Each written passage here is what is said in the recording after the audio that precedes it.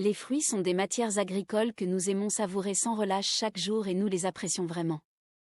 Ils sont assez sollicités dans l'industrie agroalimentaire, notamment dans la fabrication de certains produits comme les boissons, les aliments, produits pharmaceutiques. Depuis quelques décennies, les marchés mondiaux de fruits ne cessent de s'agrandir et ceci grâce à une demande en progression chaque année. De Lomé à Dakar, de Ouagadougou à Sokodé, en passant par Yaoundé, des millions de fruits embarquent pour d'autres villes du monde entier. Bonjour et bienvenue dans cette vidéo. Aujourd'hui, je te présente 5 cultures de fruitiers les plus rentables à cultiver en Afrique. Ils sont tout vendus sur nos places de marché locales en Afrique, mais tu feras plus de bonnes affaires si tu te lançais dans le commerce international, c'est-à-dire leur exportation. Je te passe cette information selon laquelle tu pourras désormais accéder à nos livres publiés ou formations sur l'agrobusiness où que tu sois. Si investir et réussir dans l'agrobusiness est une chose qui te tient à cœur, alors rejoins notre programme en ligne. Rendez-vous sur agrospacegroup.com ou trouve le lien sous cette vidéo dans la description. Place à la vidéo. Commençons avec la mangue. Elle est naturellement sucrée et savoureuse, excellente pour la santé, la mangue est source de plusieurs nutriments.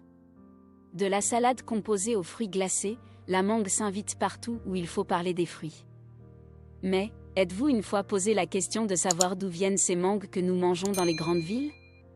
Aujourd'hui, de plus en plus d'entreprises se créent dans la transformation des fruits, notamment les mangues séchées ou en jus de mangue ou encore autres dans nos pays respectifs. Mais, toutefois, notons que l'Union européenne et les États-Unis d'Amérique représentent les plus grands marchés de fruits exotiques. En 2019, plus de 400 000 tonnes de mangues ont été importées en Europe, soit plus du double il y a 10 ans. 16% de ces mangues viennent de l'Afrique de l'Ouest, notamment la Côte d'Ivoire, le Burkina Faso, le Sénégal, le Mali, la Gambie, le Ghana et la Guinée. Soit 2,5 millions de mangues chaque année. L'Afrique de l'Ouest seule approvisionne le marché mondial d'avril à septembre avec ses 4 variétés, à savoir la Kent, la Quête, la Palmère et la Mélie. Toutefois, cette culture est confrontée à un insecte dévastateur qui cause d'énormes dégâts aux producteurs, c'est la mouche des fruits.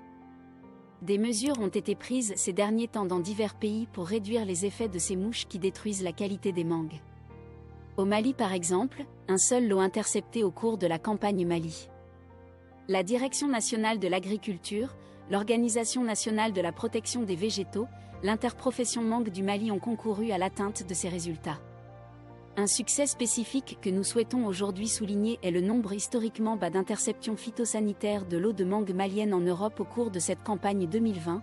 Un seul lot a en effet été intercepté au cours de la campagne du Mali. Cela représente une amélioration remarquable par rapport aux années précédentes.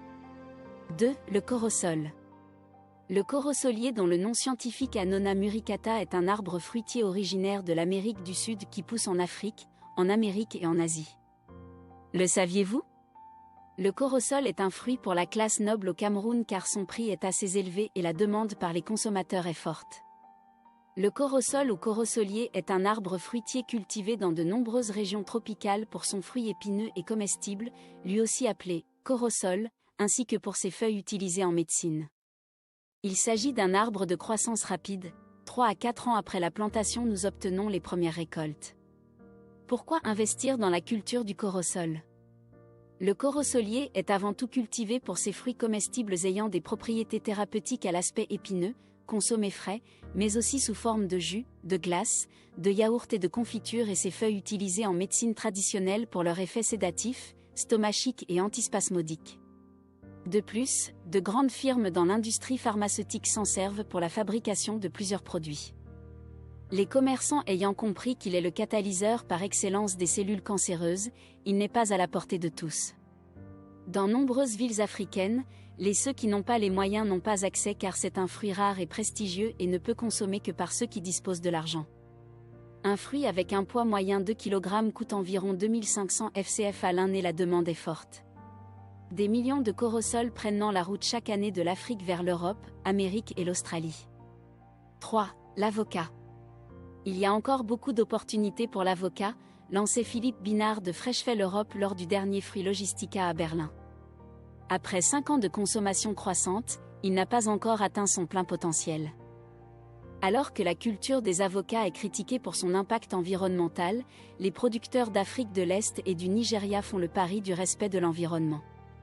Nous déjà présenté une vidéo spéciale sur la culture de l'avocat il y a quelques semaines.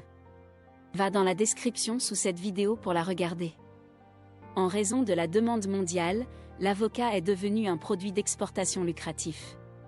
Sa consommation par tête a augmenté de 406% entre 1990 et 2017, rien qu'aux États-Unis. Ce qu'on appelle désormais l'or vert est de plus en plus populaire sur le continent africain. Le Nigeria comme l'Ouganda ont l'intention d'augmenter leur production d'avocats et de devenir des exportateurs de premier plan au cours de la prochaine décennie.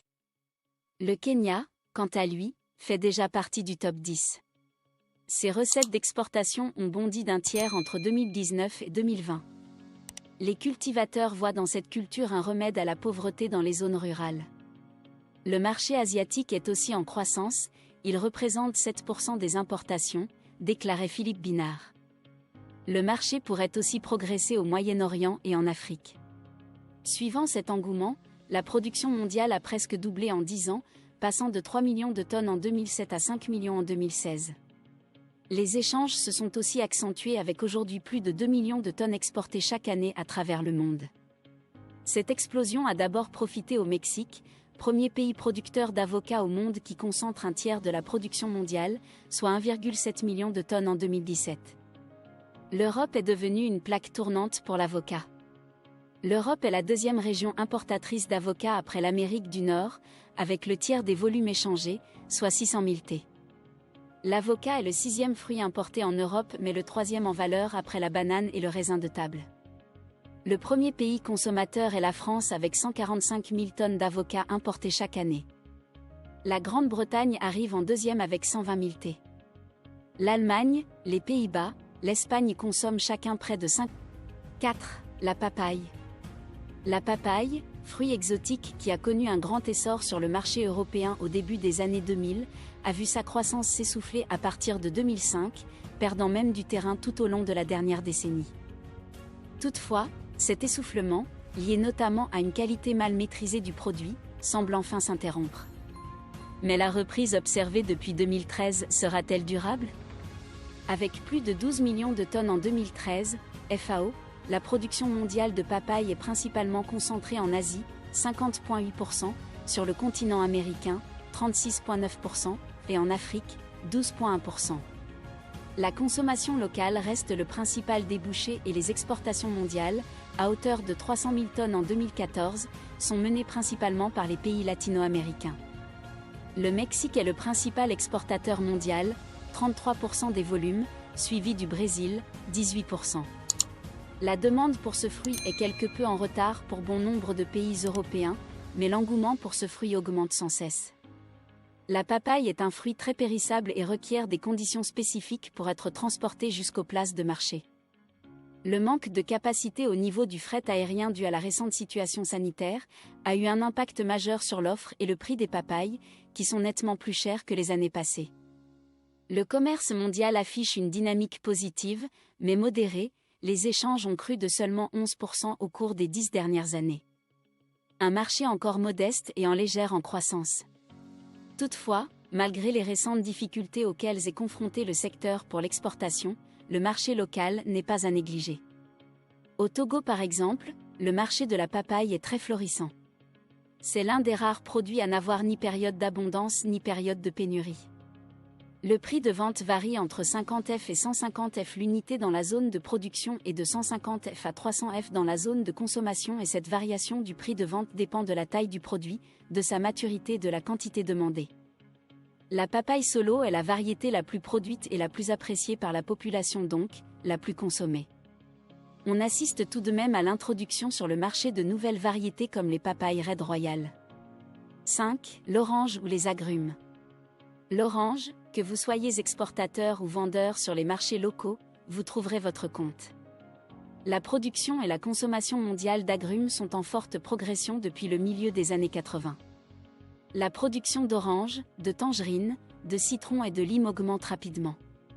Cette croissance est encore plus sensible pour les produits transformés à base d'agrumes, car les progrès réalisés dans le domaine du transport et de l'emballage ont permis de baisser les coûts et d'améliorer la qualité de ce type de produit. Sur nos marchés locaux, si nous parlons d'orange, nous faisons allusion à presque tous les agrumes, notamment le citron, le lime appelé autre limon et l'orange elle-même. Les principaux fournisseurs des marchés mondiaux sont les États-Unis, ensuite l'Espagne, l'Italie, le Japon, la Palestine, l'Afrique du Sud, le géant en Afrique, le Brésil, la Grèce et l'Algérie. Ces derniers temps, face aux récents événements et situations dans le monde, la demande de l'orange a fortement baissé, ce qui fait la méfiance des commerçants. Toutefois, le marché se porte peu à peu bien et les choses tendent à se normaliser dans les moments à venir. Tu peux rejoindre la chaîne Agrospace Group sur Telegram pour suivre les actualités agro-business chaque semaine et voir la situation de chaque marché dans le monde. Il faut noter que, de nos jours, si tu ne produis pas une partie de ce que tu consommes comme aliment, les autres vont te dicter ce que tu dois manger.